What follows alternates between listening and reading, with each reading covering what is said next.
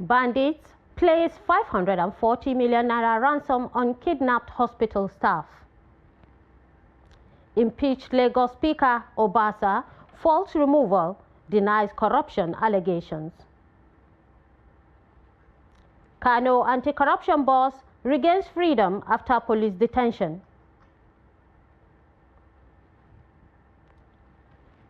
Thirty killed in drone attack on hospital in Sudan's Darfur.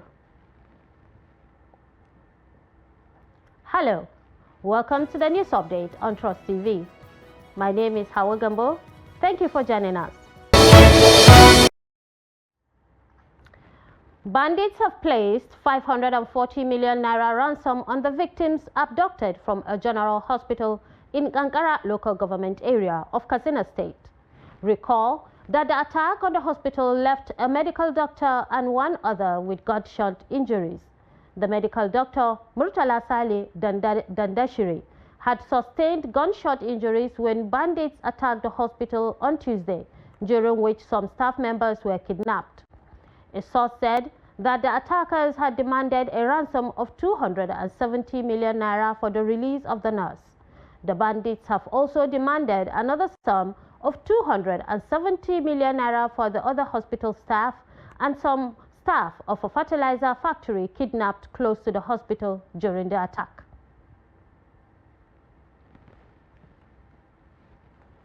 The Chief of Defense Staff, General Christopher Musa, on Friday disclosed that notorious terrorist kingpin Bello Turji has declared that he is ready to surrender. With his second-in-command and other lieutenants recently taken out of the military, the Chief of Defense Staff said that Turji has been forced to discard most of those under him, signaling his willingness to lay down his arms. Despite Turji's reported willingness to surrender, the defense chief maintained that anybody who has engaged in killing innocent citizens must not be spared. Following its continued onslaught on Turji, the military on Wednesday said troops of Operation Fansanyama neutralized the second-in-command of notorious Aminu Kanawa. A statement by the Defense Director, Edward Buba, said the troops also inflicted terminal injuries on some of Turji's close allies, identified as Dosso, Bello Turji's younger brother, and Dambokolo, one of Turji's closest allies. The military also said the troops neutralized several of Bello Turji's key commanders, namely Abu Shehu, Jebi Dogo, Dankane, Basiri Yalo, Kabiru Gebe, Bello Buba, and Dayina Kohonsania Yafi Bahaushe, amongst others.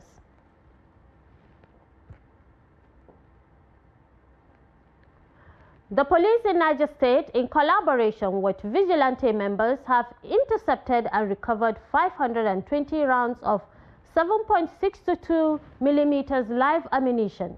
According to the Niger State Police Command, in a statement signed by the Police Public Relations Officer SP Wasiu Abiodun, the incident occurred on January 23, 2025 at approximately 20:30 a.m.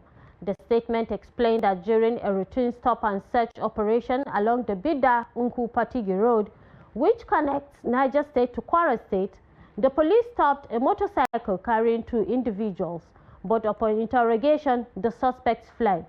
The PRO disclosed that the fleeing suspects abandoned the sack. It was also gathered that the two fleeing suspects were traveling from Niger State to Patigi in Kwara State when they were intercepted by the police, and upon being questioned, the suspects became visibly agitated and fidgety. This aroused suspicions among the police officers, and in a bid to escape arrest, the suspects abruptly fled the scene, abandoning a bag containing 520 rounds of 7.62 millimeters live ammunition.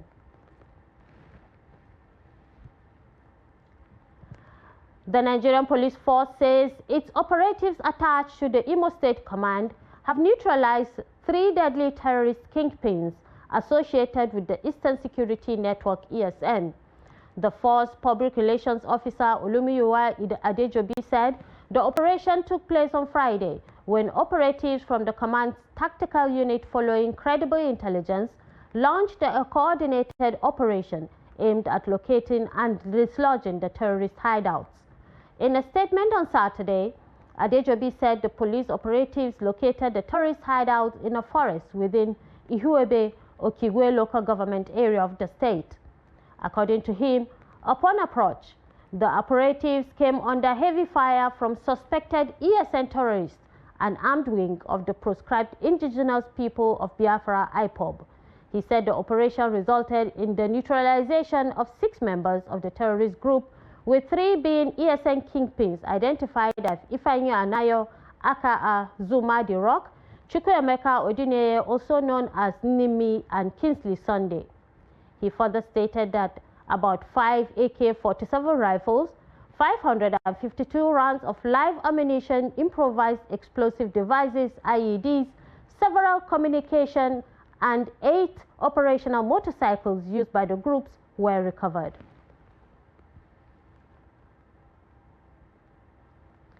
The chairman of the Kano State Public Complaints and Anti-Corruption Commission, Magaji Rimingado, has been granted bail after his arrest by the police on Friday. It was gathered that he was detained at the Zone 1 police headquarters in Kano for hours, quizzed, and later granted conditional bail around 11 p.m. on Friday. He was, however, directed to report at the force headquarters in Abuja on Monday for further questioning. Daily Trust reported that the arrest could not be unconnected with an ongoing trial involving the former managing director of Kano Agricultural Supply Company Limited, Bala Mohammed Inuwa, who is accused of diverting public funds amounting to over 4 billion naira.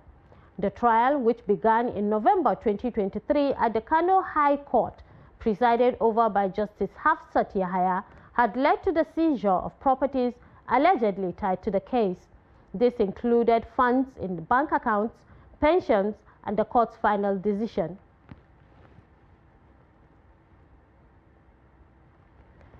A collision between a car and a crane occurred in the early hours of Saturday at the Ojodu Bega area of Lagos State. The Lagos State Traffic Management Authority made this known in a statement and video released on X on Saturday.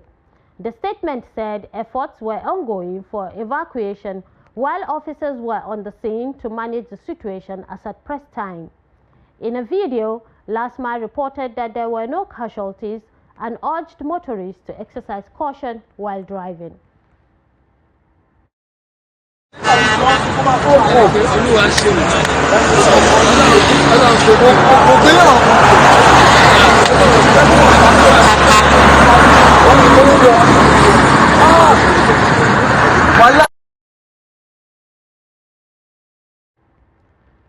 The impeached Speaker of the Lagos State House of Assembly, Mudashiru Obasa, has faulted his removal by lawmakers.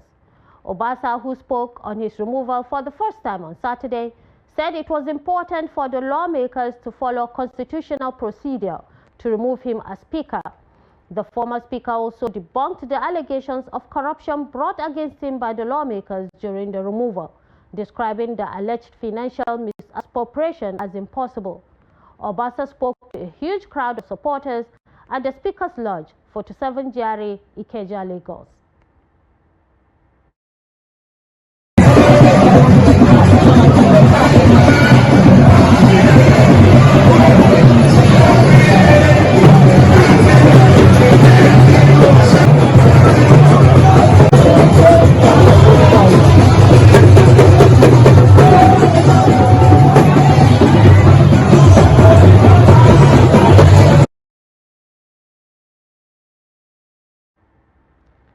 With inflation soaring, construction costs, and rising fuel prices, the cost of rent in Nigeria has skyrocketed, placing immense pressure on both landlords and tenants.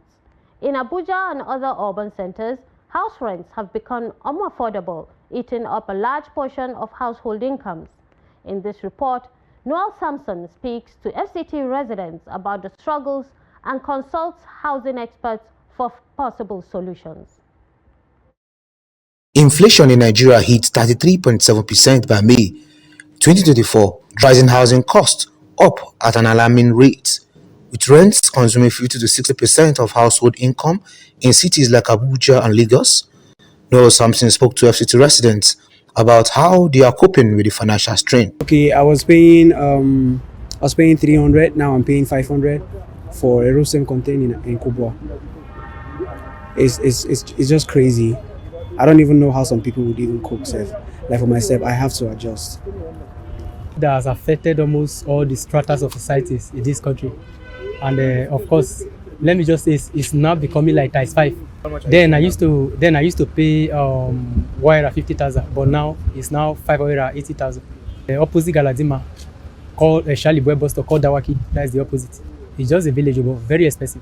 His landlord just increased his house rent from 1.4 million naira within the Kogoma axis, Sonville axis, to 3 million naira. Lawmakers to know that they have a work to do. They have a work to do. You can't increase the house, using the particular one as a case study, and to others as well. So they have a work to do. That'll be a regulation. It's not good for a tenant to enter into a house today, this year, just spend 1 year, the next year, the landlord increased. Housing experts Onoja Peter and John Biggs shared their insights on possible solutions to address the escalating rent crisis in the country. The number one major thing that affects everything is the price of fuel. If the price of fuel goes down, the cost of artisans moving to the site, transporting to the site, will go down. They will not charge high again. You understand? The cost of those traders selling goods like the cement, the iron, and everything, the cost of transportation from the company to their warehouse or to their shops, it will go down. You understand? Which will same thing apply to the cost of that goods. Government involvement and investment in mortgages, you understand. Let's start with civil servants, for instance. Look at the policies of government with regards to housing. In the last 10 years, how many houses has the government at any tier, you understand, built, mortgaged, and what funds have been made available to workers in Nigeria to be able to own their homes? You understand? So these are the things you look at, and these are the things that can control, you understand, and help to mitigate the high rising price of houses in FCT, for example. I don't know if you get what I'm saying. So we need to go back to mass housing. You understand? I'll be given to people at mortgage level and they can pay slowly. Best at not more than 1-digit interest rate. According to The Guardian, 108 million Nigerians are without proper housing, and 24.4 million people are homeless.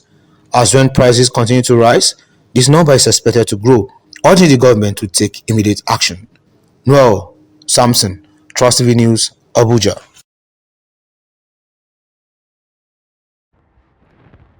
The federal government has announced the addition of hairstyling, plumbing, GSM repair, makeup, and 12 other new trades, new subjects to the basic education curriculum. The development comes following ongoing reforms in various sectors of the economy. A statement issued by the National Orientation Agency said the new trades were added to the basic education curriculum to boost students' practical skills and employability. The new subjects include plumbing, tiling and floor works, POP installations, event decoration and management, bakery and confectionaries, hairstyling, makeup, interior design, GSM repairs and satellite TV antenna installation.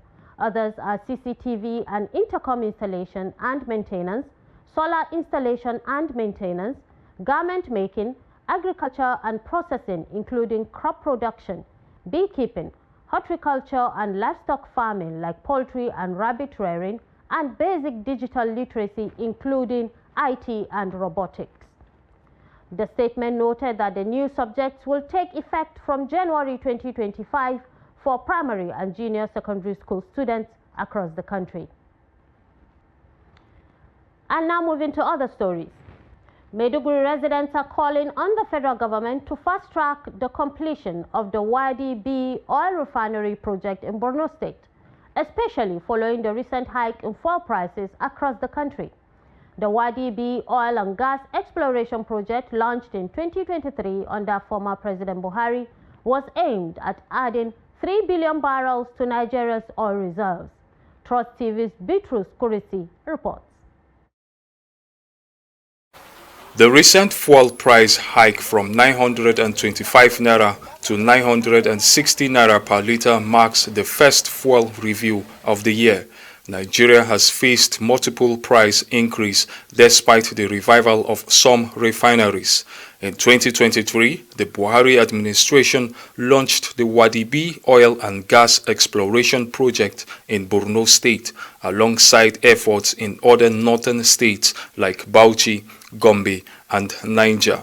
Some residents of Maiduguri are raising concerns about the pace of the project, urging that its swift completion could help mitigate fuel price hikes and improve the nation's economy, which heavily relies on crude oil. I want the government to speed up so that at least if there is available of refineries and the fuels are available, at least the people are going to enjoy. For the rate of fuel to be higher, because we are one of the African producing countries in this world. It's good that the deposits of oil in some states be exploited to benefit us, and if they don't, we will continue to struggle with fuel price crisis.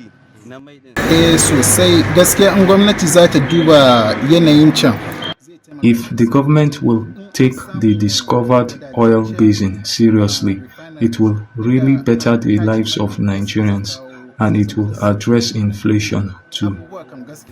They have also called on the government to reconsider the fuel price increase, stating that it has worsened the financial struggles of many. This price of fuel did not drop down. There is no how foodstuffs will drop down, because you can see most of the foods that are being produced, they are being produced from the villages. So without the fuel being reduced, there is no how the hardship is going to meet the masses of the public. In December, NNPCL officials and the State Minister of Petroleum Resources visited Borno to inspect projects like the power gas plant in Maiduguri. However, the Jere oil exploration site was not among the listed projects, and officials declined to comment on the project's status. The federal government is on course. AKK is 90-something percent completed, and have been given assurance by the leadership of NNPC, led by GCO, that by next year, first quarter, it will be completed, and the economic life of the people will change drastically. Nigeria is heading somewhere. Thank you very much. Yes, sir. Please, sir. No, sorry, sir. There's an oil exploration going on. No, he is not going to talk about that. No, I am not minister for oil. Thank you very much, all. The Wadibi project is expected to enhance national energy security and bring prosperity to Nigeria. Experts believe that oil exploration, if prioritized, will not only create jobs but also positively impact fuel prices. Petros Kuruti, Trust TV News, Maiduguri. A major gas leak has been reported at a Shell Petroleum Development Company pipeline in the Agudama Epe Community Bush, Yanagoa local government area of Bayelsa State. The incident, located just about a mile from the Bayelsa Gateway Road near the Tombia Amasoma Road, is releasing large volumes of gas into the atmosphere, sparking concerns among residents and environmentalists. Trust TV's Friday Ebimo Bowie, Peter, reports. A warning sign looms in the Agudama bush, cautioning passerby to stay away from the area. Just over a mile from the Gateway Road, a pipeline operated by Shell is emitting significant quantities of gas into the air, filling the Agudama community bush with a dangerous cloud of methane. The ongoing gas leak has raised environmental and safety concerns. Environmentalist Maurice Alagua described the situation as highly alarming, calling for immediate intervention to prevent further harm. Yeah, and as we are here now, maybe others are happening all over the state. And so it is very sad that the oil industry induced pollution, the issue of integrity checks, and sometimes even people tampering on the facilities have continued, and the environment will continue to pay the price as the primary victim. And then in terms of revenue loss and all of that is the state, and it affects all of us. So environmental degradation continues. Residents of the area, including Timothy Dekivie, are urging SPDC to act swiftly to address the leakage and avert a potential disaster. Their concerns were echoed by the Bayelsa State Commissioner for Environment, A.B. Ben Ololu, who also called for urgent measures to resolve the issue. See, the environment is suffering serious damage. So I want to join voice with the Commissioner to ensure that they quickly do something to contain this effect, and also the danger that it poses to the community, the local community. You see, most of the people are farmers, they go to about their daily bread, going to make living in the farms, and this area for now they cannot access here. So we want to call on the authority to quickly take action and contain this leakage that is posing threat to the entire community of the PA.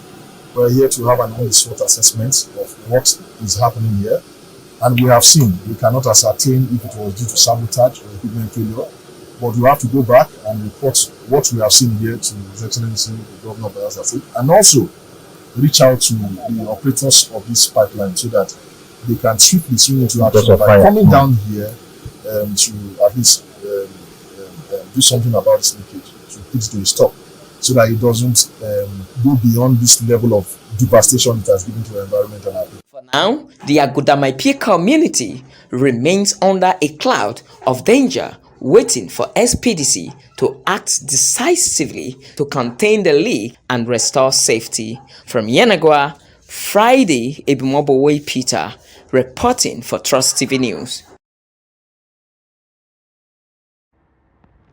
In the business scene, the African Development Bank and the U.S. Trade and Development Agency have renewed their strategic partnership for another 5 years to promote quality infrastructure development across Africa. USTDA Director Eno Ebong, in a statement by the AFDB on Saturday, reiterated the shared commitment of both agencies to strengthen national procurement systems. According to Ebong, this also aligns with international best practices to create a level playing field for global competition. He said the renewed MOU formalizes ongoing coordination between the two institutions to develop a pipeline of bankable projects that could benefit from USTDA's project preparation grants. Marie-Laurie Akin Olugbade, a senior vice president of the AFDB, commended the collaboration, noting its importance in building capacity and strengthening procurement institutions in member countries.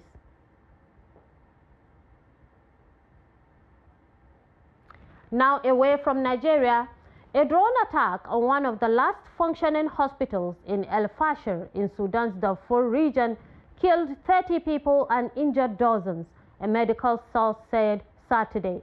The bombing of the Saudi hospital on Friday evening led to the destruction of the hospital's building where emergency cases were treated, the source says, requesting anonymity for fear of retaliation.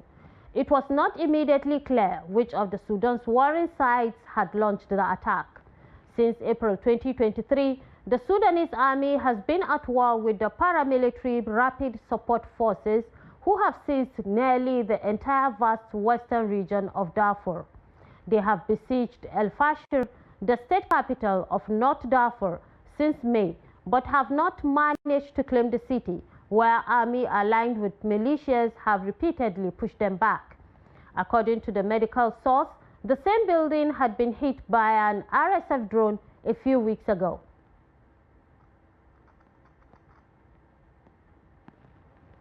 The UN Agency for Palestinian Refugees must end operations and leave all its premises in Jerusalem by January 30th, Israel's UN ambassador said on Friday, affirming timelines set out in controversial Israeli legislation.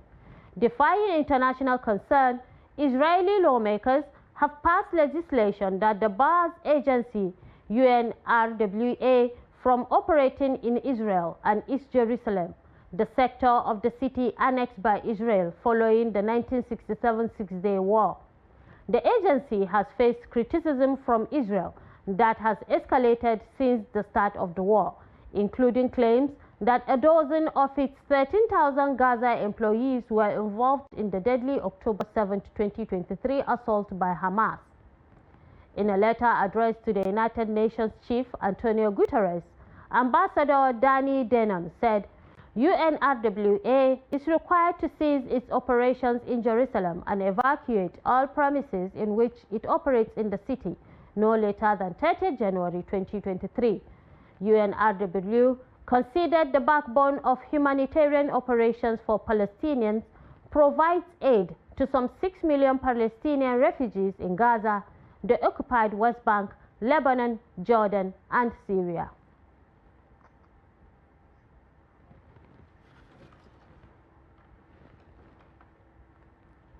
And with that, we come to the end of the news update on Trust TV. Do not forget to follow us on all media platforms and subscribe to our YouTube channel for constant live streams of programs and documentaries.